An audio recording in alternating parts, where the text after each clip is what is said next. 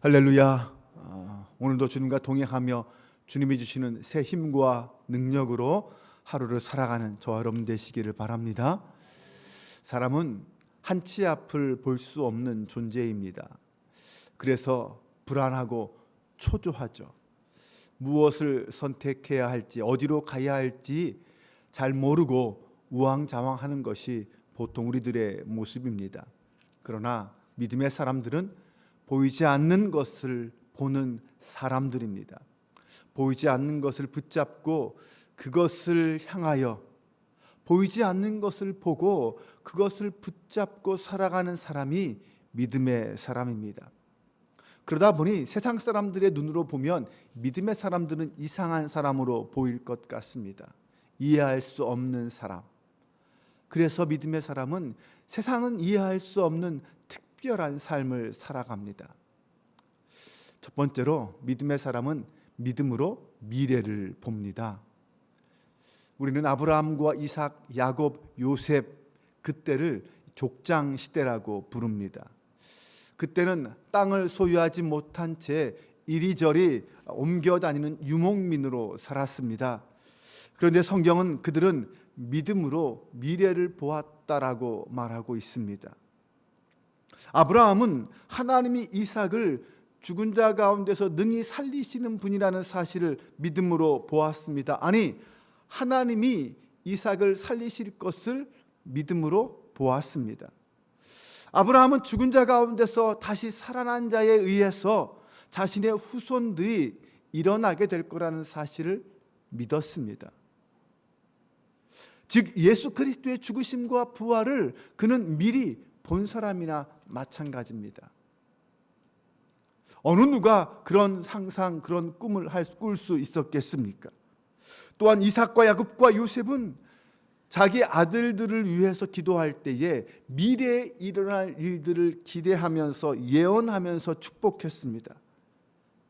그것은 하나님께서 그들에게 그런 미래에 대한 비전을 허락해 주셨기 때문입니다. 그 꿈을 꿀 수 있었던 거죠.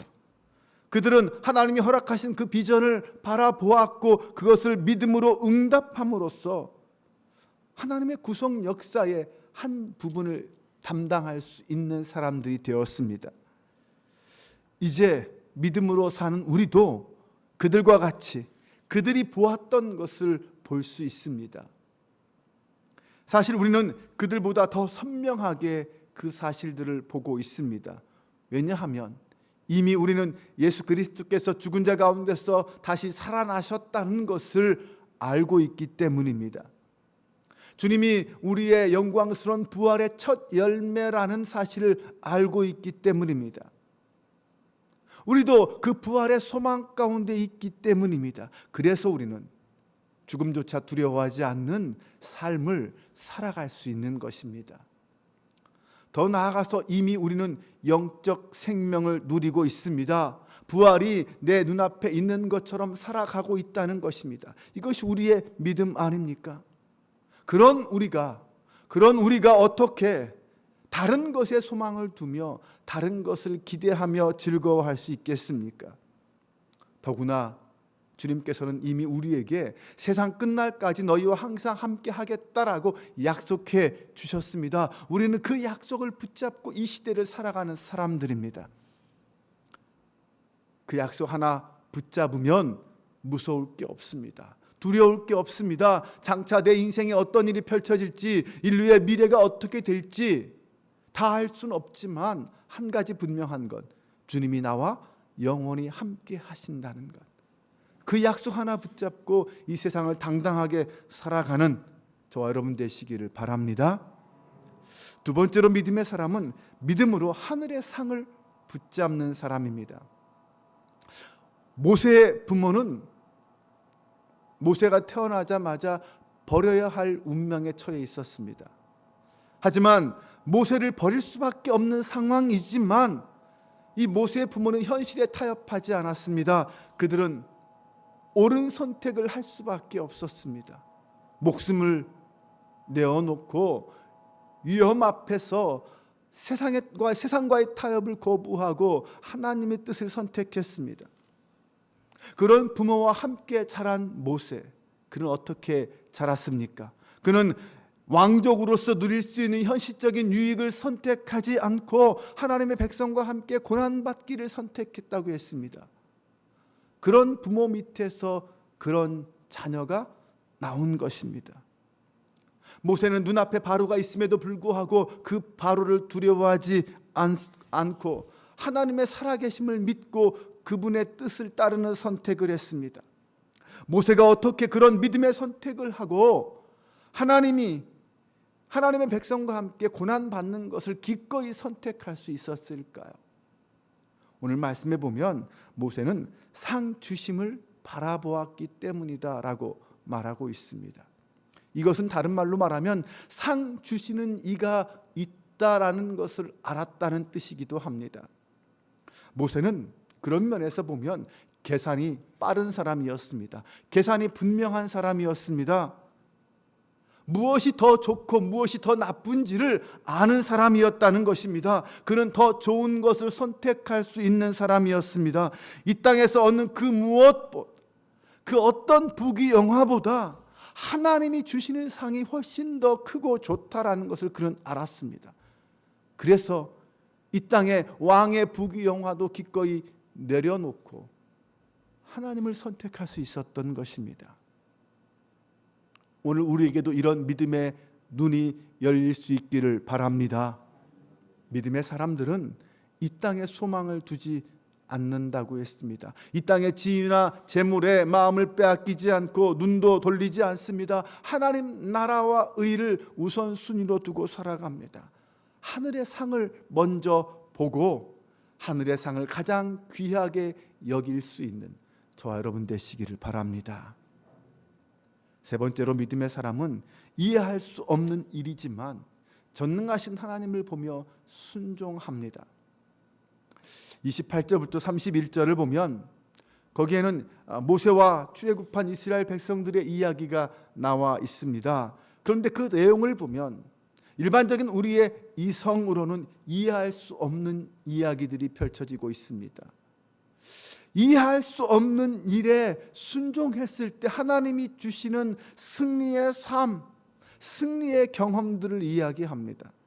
도저히 불가능할 것 같은 일들이 하나님에게는 당연한 일처럼 여겨집니다. 어린 양의 피를 문에 바르라는 명령, 그러면 산다라는 명령을 이해할 수 있습니까? 우리는 이미 그 사건을 알고 있기 때문에 받아들일 수 있지만 전혀 그런 경험이 없고 그런 것 들어보지도 못한 사람들에게는 양의 피를 문설주에 바르라 라는 말을 이해할 수 없을 것입니다. 앞뒤 설명 없이 그렇게 하면 산다라는 것은 받아들일 수 없는 힘든 명령입니다. 그런데 그 명령에 순종한 사람들은 장자가 죽지 않는 구원을 받았습니다. 또한 이스라엘 백성들을 기존의 길이 아닌 홍해길로 인도하는 것도 이해할 수 없습니다. 그곳은 길이 아닙니다. 막혀 있는 곳입니다. 그런데 하나님은 이스라엘 백성들을 홍해길로 인도하셨습니다. 그리고 그들에게 홍해를 마른 땅같이 걷게 하는 기적을 체험하게 하셨고 믿음 없는 애굽의 군사들을 홍해에 수장시켜 버리셨습니다. 또 여리고 성을 7번 하루에 한 번씩 돌라라는 명령, 전쟁을 하고 있는 사람들에게는 이해할 수 없는 명령입니다. 말도 안 되는 헛된 일입니다. 그런데 하나님은 그 일을 통하여 승리를 허락해 주셨습니다. 이런 모든 시도들은 믿음이 없는 사람의 눈으로 볼 때에는 말도 안 되는 이해할 수 없는 명령들입니다. 그러나 믿음으로 그 하나님의 명령 앞에 순종했을 때 그 순종의 사람들에게는 하나님이 기적을 경험하게 하시고 승리를 경험하게 하셨습니다. 구원을 해 주셨습니다. 여러분, 오늘 우리는 어떻습니까? 어쩌면 우리에게도 우리의 삶 속에도 하나님이 주시는 명령을 이해할 수 없을 때가 있을 것입니다. 아니, 받아들이기 힘든 명령을 받을 때도 있습니다. 그러나 그 명령이 하나님이 주시는 명령이라는 확신이 있다면, 아니 하나님의 명령이라면, 그리고 그 명령에 우리가 순종한다면 거기에는 세상은 알 수 없는 놀라운 역사와 기적이 일어나게 될 줄로 믿습니다. 왜냐하면 그 일을 명령하시고 그 일을 행하시는 분은 바로 전능하신 하나님이시기 때문입니다. 우리가 믿음을 선택할 때 사람들은 우리를 비웃고 조롱할 수 있습니다. 네, 역사가 그것을 증명합니다. 노아 때도 그랬습니다. 그러나 창조주 하나님, 전능하신 하나님은 어떤 하나님이십니까? 능치 못함이 없으신 하나님이심을 믿습니다. 죄와 사망의 권세를 깨뜨리고 죽어야 마땅한 우리를 죄인의 자리에서 구원하여 주신 분이 우리 하나님이십니다. 그 어떤 방해와 장애물도 결코 막을 수 없는 것이 하나님의 능력의 손길이요 하나님의 사랑의 손길입니다. 하나님은 그 모든 걸 뚫고 당신의 일을 행하시는 분, 이루시는 분인 줄로 믿으시기 바랍니다. 그러므로 그 누구도 하나님을 향하여 실패라는 단어를 사용할 수는 없습니다. 합력하여 선을 이루시는 하나님을 믿고 담대하게 예수 그리스도의 이름을 선포하며 믿음과 능력으로 살아가는 저와 여러분 되시기를 바랍니다.